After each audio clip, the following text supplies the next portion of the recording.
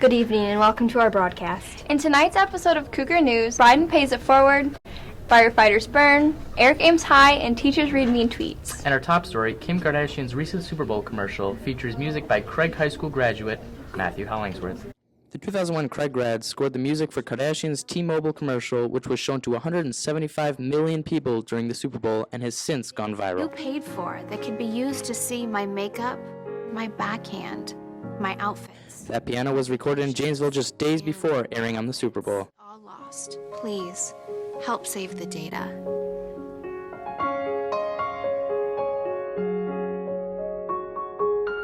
Common practices in Matt's industry is for high-profile clients to assign big projects with very little warning. Well, they sent me a brief in an email along with the video, and they said that they wanted sentimental piano music.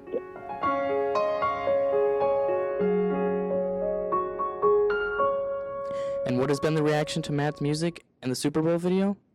Yeah, we were both thrilled. You know, it was very exciting, and it still is. You know, a lot of this commercial went viral, so you know, a lot of people hate Kim Kardashian, so that's kind of a funny aspect. But a lot of ad people are really thrilled about it, so that's actually really good for me. Matt got his first big break scoring the program for Wisconsin's public television called Wisconsin from the Air.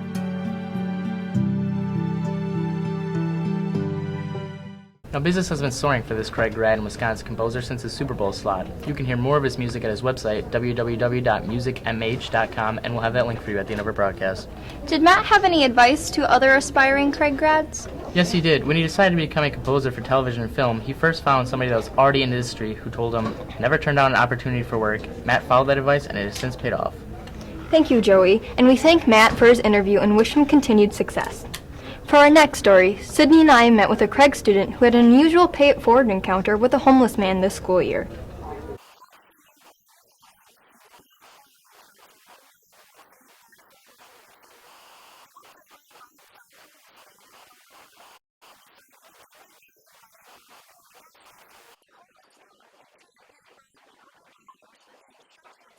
My name is Tommy Lukeridge. I am fundraising $10,000. I'm trying to collect 100 $100 bills to reward kind and generous people. So tell us what happened. My girlfriend and I, we're up Homer Park just hanging out, and I saw this homeless guy. I thought he was homeless, and so I thought I would give him some money so that way he could, you know, do whatever. So I ran up to him. I said, "Hey, what are you doing?" He's just like, "Oh, walking across America." You know, I was like, "What?" And so he explained to me a little bit. He said that he started from Washington to, and then he was walking all the way to New York. And so I said, "Well, how much money do you have on you, man?" And he said, $25 to my name. And I said, "Okay, well, you know, here's an extra $2. You know, there's a gas station up the road a little bit, and why don't you go get yourself a drink with like a brisk or something?" And he said, "Well, I have $25 on me personally. But I have something for you." And he pulls out a pill bottle. You know, I thought he was going to give me drugs, but no, I'm kidding. So he pulls out a pill bottle with like $8,000 in it, and so he pulls out a $100 bill and he gives it to me. Now, Bryden says he has spent $15 of the money Tommy Lukeridge gave him, but he plans to pay the rest of it forward before the end of the school year. Our next story is an innovative program to raise awareness about censorship. The program is called Community Read Rock County. We go to our field reporter, Amma Kairim, for details. Imagine a world in which firefighters don't put out fires, they create them. So, we must burn the books, Montag. All the books. Now imagine people in power burning through your rights. This is the world of Ray Bradbury's classic novel and movie, Fahrenheit 451. A world in which books are banned and burned by specially trained firemen, erasing all knowledge of the past and keeping the people in darkness. A new program in Rock County is working to make sure science fiction does not become science fact. Do you ever read the books you burn? The book that I would save from a fire is The Art of Racing in the Rain by Garth Stein. The book that I would save from the fire is The Great Gatsby by F. Scott Fitzgerald. because it's the first book that really got me interested in literature and showed me how powerful literature can be. The book I would say from a fire is The Perks of Being a Wallflower by Stephen Chbosky. The best young adult book I've ever read. It speaks to all kids of all ages about fitting in and the struggles that high school often puts kids through. I would choose Outliers by Malcolm Gladwell. There are many books I would say from the fire, but I think my favorite one would be Where the Red Fern Grows. The book I would save would be Firefly Lane by Kristen Hanna. I would save my calculus book because I want to be able to do derivatives, so then I'd be able to find the rate of change of the fire. The book that I would like to save is my grandmother's cookbook because it has all of her notes in it and she's currently passed away, so I would never want to lose that. Hi, my name's Ava, and the book that I would choose to save is Speak. It's about a freshman in high school who experienced date rape, and I think it's important for every high schooler to know that it does happen, and it's a serious issue, and yes, it's a good book.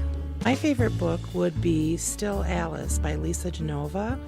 And part of the reason is it's about a woman who gets early onset Alzheimer's, a Harvard professor, a very intelligent woman, and my mother went through the same thing and is struggling with the same thing. And I absolutely can totally relate to the book, and I've read it probably 10 times, and the movie is out, and I can't wait to see it. It is the first time that we've actually done this, and it's to connect the community through books. And having students, staff, parents, and community members read the books. And the book that we chose this time is Fahrenheit 451 by Ray Bradbury. The mission is connecting the community through books, and students can get involved by, first of all, reading the book. And we have, of course, the print book that students can come in and check out. We also have audio books where you can listen to the book, just having your headphones and whatever device you have, so you can listen to them.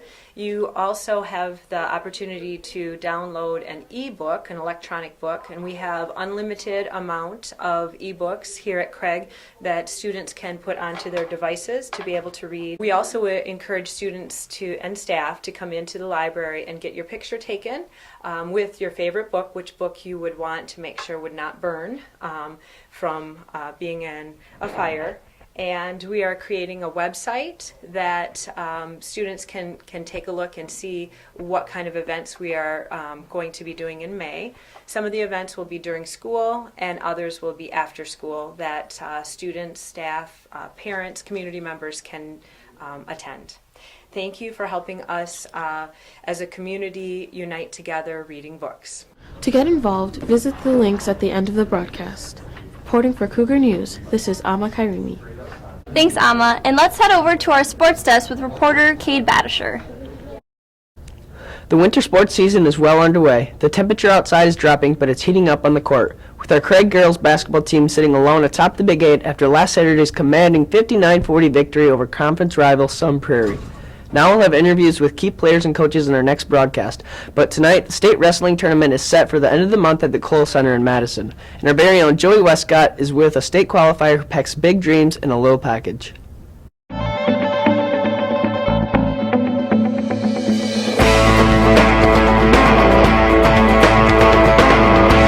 That's right. Wrestling is a sport with weight classes, and weight classes are designed to make sure every match is fair.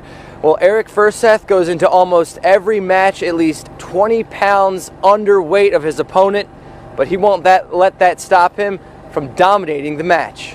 Always got to be moving. Always got to be moving my legs. Craig's senior wrestler Eric Furseth has grown a lot since he was interviewed on TV 3 years ago. Now he's trying to fill the shoes of his older brother, 2010 state champion, Stephen Furseth. It gives me a lot to look up to. He comes in, works with me at practice, tells me what I need to improve on, and shows me what to do. Last year, Eric knocked on the door as state. This year, he's hoping to kick it in.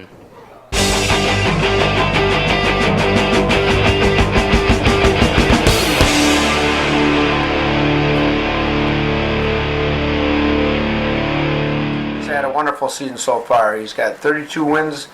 He has not been beaten yet.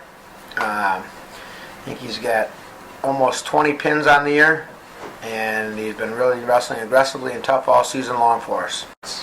Eric's one of our team captains, and he's also, besides being a very talented wrestler, he's our hardest worker in practice, and he's a tough kid. So he makes the other kids that he wrestles with have to work pretty hard because he's really aggressive and he works hard. So if you're going to wrestle with him, you have to bring it as well. And how have you done in state in the past, and what are your plans for this season? Last year I took 4th at state after recovering from a knee injury, and I felt like I could have done better. And this year I want to be the state champ. We have the worst sectional, or the hardest sectional in the whole state. We have 3 teams that are ranked in the top 6. Stoughton, I believe, is ranked 3rd now. Milton is ranked 2nd, and Alcorn is ranked 6th in the state. So only the top 2 kids at each weight class make it to the state tournament out of 16. So it's going to be a meat grinder. Eric's going to have to wrestle well, and so is anyone else who hopes to get through it from all the schools, because there's a lot of good wrestlers around this area. All sports at the state level are very exciting, but coming to the Kohl Center of the state wrestling tournament is unbelievable. It's kind of like going to a rock concert and a sporting event, especially the state finals on that last night where we hope Eric can make it to. The Wisconsin State Tournament will be held February 26th to the 28th at the Kohl Center. Reporting live for Cougar News for You, this is Joey Westcott. And thanks to Cade for his preview of girls basketball. We'll have that story as well as other sports stories in our next broadcast as we root on all of our student athletes. Thanks, Joey. And for our final segment, many of you have seen celebrities reading mean tweets on Jimmy Kimmel Live. That trend has gone viral, with teachers reading tweets sent by actual students and read by their teachers on YouTube. Now it's Valentine's Day and Cupid is shooting his bow, but in the spirit of fun, our CN4U crew shot teachers reading student tweets. I'm Sydney. I'm Lexi. I'm Joey. And thanks for watching. Dear Mrs. Butterfield, about that test tomorrow, #no, #yes. Mrs. Butterfield never fails to kill my effing vibe. Well, that's because we talk about important things in here, so too bad about that. Can Mrs. Butterfield please put in our test scores? I want to know how bad I failed. Well, if you studied, you wouldn't fail. Pretty sure no one's studying. I love Mrs. Butterfield. She's my favorite teacher, but that damn attitude has to go. Once again, I'm the sass queen, not you. Sorry, original sass queen.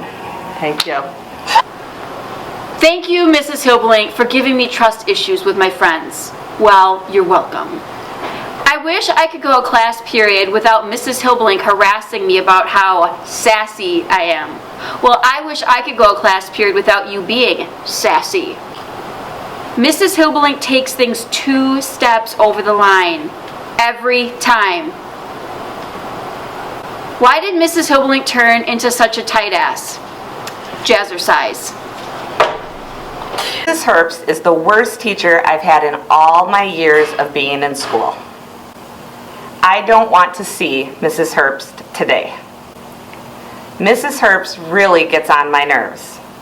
Mrs. Herbst is annoying. I want it to be second semester so I don't have to deal with Mrs. Herbst and her stupid assignments.